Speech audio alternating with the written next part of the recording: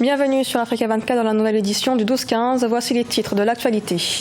En Guinée-Bissau, dans un contexte de crise sociopolitique, la Commission nationale des élections propose les dates pour la présidentielle. Le 3 novembre pour le premier tour et le 8 décembre 2019 pour le second tour. Une proposition qui pourrait se heurter à des obstacles. En 2017, le Togo a importé plus de 8000 tonnes de fruits et légumes, dont des oranges. Le fruit est confronté à une baisse de la production locale. Près de 1500 hectares d'orangers devraient donc être plantés d'ici 2030. Et puis à Madagascar, le braconnage et le changement climatique mettent en péril la forêt de Voïbola, dernière forêt côtière de Madagascar de 2000 hectares. Elle abrite des espèces rares comme les lémuriens menacés d'extinction. En Guinée-Bissau, la Commission nationale des élections a fait une proposition de date pour les présidentielles, le 3 novembre pour le premier tour et le 8 décembre prochain pour le second. Une proposition qui intervient dans un contexte de crise sociopolitique. Fabien Maroun. L'élection présidentielle en Guinée-Bissau devrait se tenir le 3 novembre pour le compte du premier tour et le 8 décembre 2019 pour le second tour. La proposition est de la CNE, Commission nationale électorale, organe en charge de l'organisation des élections dans le pays. Cette dernière se base sur la bonne tenue du scrutin législatif du 10 mars dernier, au cours duquel aucune contestation majeure n'a été enregistrée.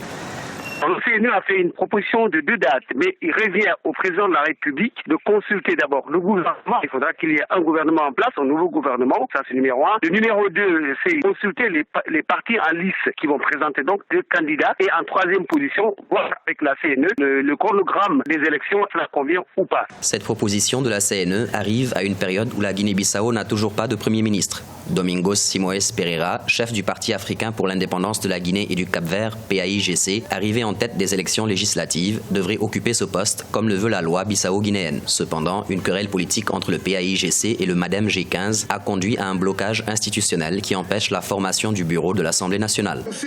Le président de la République n'a pas encore pris la décision de nommer officiellement un Premier ministre. Tout cela pour cause les dissensions internes au niveau du Parlement. Je pense que ça va se régler au cours de cette semaine, d'autant plus que les recours déposés par les 2 partis de l'opposition, notamment le MADEM G15 et le PRS, le Parti de la Rénovation Sociale, ces recours ont été rejetés par la Cour suprême. Pour l'heure, la crise sociopolitique en Guinée-Bissau se fait toujours ressentir et aucune institution n'a su régler la situation. En outre, les fonctionnaires bissau-guinéens multiplient les grèves ces dernières semaines pour réclamer des revalorisations de salaire et le paiement d'arriérés. Et dans l'actualité également, en Côte d'Ivoire, des affrontements à Béoumi dans le centre du pays ont fait au moins 3 morts et près de 40 blessés en 2 jours. Des affrontements intercommunautaires provoqués par une altercation entre 2 hommes. Des tensions ont ravivé depuis les élections locales en octobre 2018 entre les communautés baoulées, réputées proches du PDCI, et Malinké, proches du ARHDP. Le Togo a importé plus de 8000 tonnes de fruits et légumes en 2017 pour une valeur de 1,4 milliard de francs CFA. Parmi ces fruits importés figurent les oranges dont la production locale a régressé. Des initiatives privées ont donc été mises en place pour valoriser la filière. Reportage de notre correspondante Emefa Kofi. En 2013, 14 725 tonnes d'oranges ont été produites au Togo contre 16 717 tonnes en 2004. Ces dernières années, la production a régressé, augmentant ainsi la dépendance du pays en orange. Le pays en importe du Ghana ou encore du Bénin, ces pays frontaliers. L'orange nous vient du Bénin. Le camion nous est vendu parfois à 400 000 francs CFA. À notre tour, nous le revendons à 5 ou 6 unités pour 200 francs CFA. Pour satisfaire la demande nationale, des initiatives privées pour la valorisation de la filière se prennent. 1500 hectares d'orangers à l'horizon 2030, soit 200 hectares d'orangers d'ici 5 ans pour la phase pilote. C'est le projet de cet entrepreneur agricole qui prévoit 250 plants d'orangers par hectare. La finalité de ce projet, c'est d'avoir une unité de transformation de l'orange en jus d'orange et de l'orange en sachet. Cette unité qui va employer le projet va employer presque 300 personnes composées de 65% de femmes. Et nous allons profiter également de ce projet pour installer une filière orange qui n'existe pas jusqu'à ce jour au Togo. Et tout ça, c'est pour répondre aux obligations de l'axe 2 du PND. L'axe 2 du plan national de développement prévoit de faire de l'agriculture un socle de développement à travers l'implantation d'usines de transformation. En 2017, la production fruitière est estimée à 560 000 tonnes. Dans la même année, le pays a importé plus de 8 385 tonnes de fruits et légumes contre 30 265 tonnes d'exportation pour une valeur de 4 578 milliards de francs CFA. Le Maroc et l'Afrique du Sud confirment leur position parmi les pays africains les plus émergents sur le continent en 2017. C'est ce que révèle le classement annuel des pays africains concernant l'émergence économique. Le Maroc occupe ainsi le haut du classement, suivi de l'Afrique du Sud. Fabien Maroun.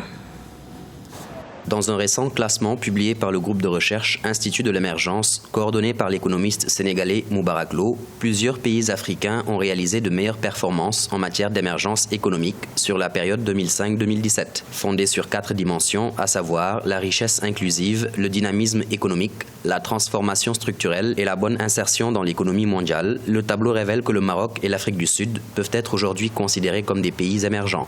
L'Afrique du Sud, c'est un pays qui sort du lot depuis très longtemps, qui a toujours été un pays industrialisé. En Afrique, il s'est très tôt industrialisé. Le Maroc, disons, c'est beaucoup plus nouveau. C'est dans les années 2000, donc 2010, que ça s'est accéléré avec la stratégie qu'ils ont mise en place, notamment qui a permis l'émergence de ce qu'ils appellent les métiers mondiaux. Hormis ces pays considérés comme émergents, 10 pays sont classés dans la catégorie dénommée pays pré-émergents, avec en tête la Tunisie, suivie de Maurice et de l'Algérie. Dans la catégorie des pays dits potentiellement émergents, le Sénégal devance 15 pays comme le Cameroun, le Bénin ou encore la Mauritanie. Les autorités ont placé l'objectif en 2035 sur le Sénégal. Mais moi, je demeure persuadé que si les choses s'accélèrent, même d'ici 2030, on pourrait atteindre l'objectif avec 5 années à l'avance ou même plus.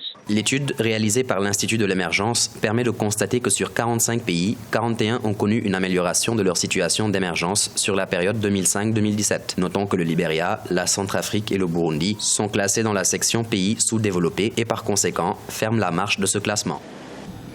L'adoption du projet du Code de l'enfant constitue un temps fort dans la promotion des droits de l'homme au Sénégal. C'est ce qu'a affirmé Mamadou Saliousso, secrétaire d'État à la promotion des droits humains et à la bonne gouvernance.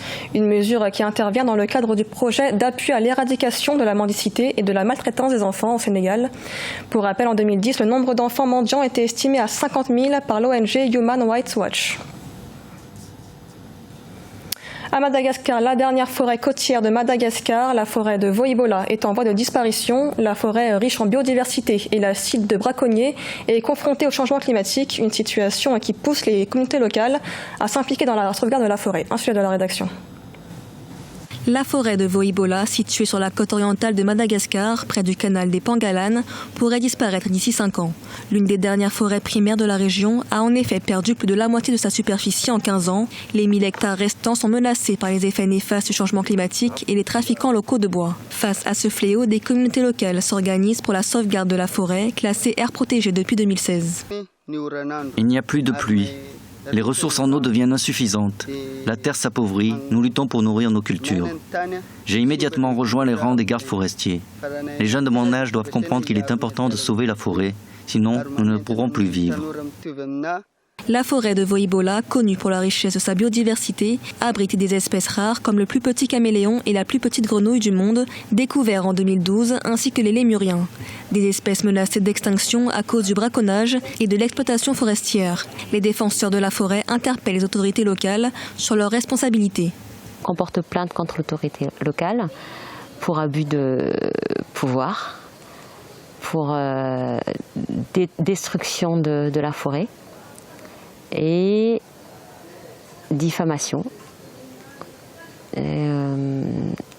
arrestation sans motif valable. Notons que Madagascar perd chaque année 50 000 à 100 000 hectares de couverture forestière sur un total estimé à 9 millions d'hectares selon le ministère malgache de l'Environnement.